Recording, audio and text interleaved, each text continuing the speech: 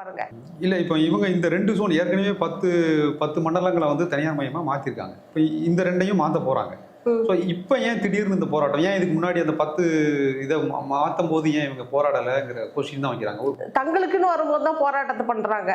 அப்போ இந்த எளிய மக்கள் கிட்ட வந்து அரசியல் விழிப்புணர்வு இல்லை, ஒற்றுமை இல்லைன்னு சொல்லலாம். இப்போ எங்க பகுதியில எதிர்ப்பு ஒரு இடத்துல தான் எதிர்ப்பு தெரிவிப்பாங்க. எங்க பகுதியில சாதி ரீதியான கலவரங்கள் நடக்குதுன்னு வச்சிங்களேன், வேற பகுதியில ஒரு மாதிரியா மக்கள் மைனாரிட்டியா இருப்பாங்க, கூனி குறுகுவாங்க. எங்க பகுதியில் நாங்கள் எதிர்ப்பு தெரிவிப்போம்.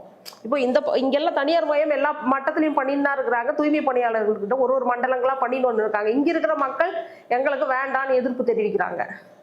அதுக்கு தொழிற்சங்கங்களும் ஒரு காரணமாக தான். அரசியல் விழிப்புணர்வை கம்யூனிஸ்ட் தொழிற்சங்கங்கள் ஏற்படுத்தி இருக்காங்க போராட்டத்துக்கு. ஏன்னா பல மட்டத்தில் பாதிச்சுன்னு இருக்காங்க. தனியார் மயம் ஏற்கனவே ஆகியிருந்தாலும் அதன் மூலியமா எந்த லாபமும் இந்த மக்களுக்கு இல்லை. உழைப்பை சுரண்டுறாங்க. 7000 ரூபாய் கொடுக்குறாங்க.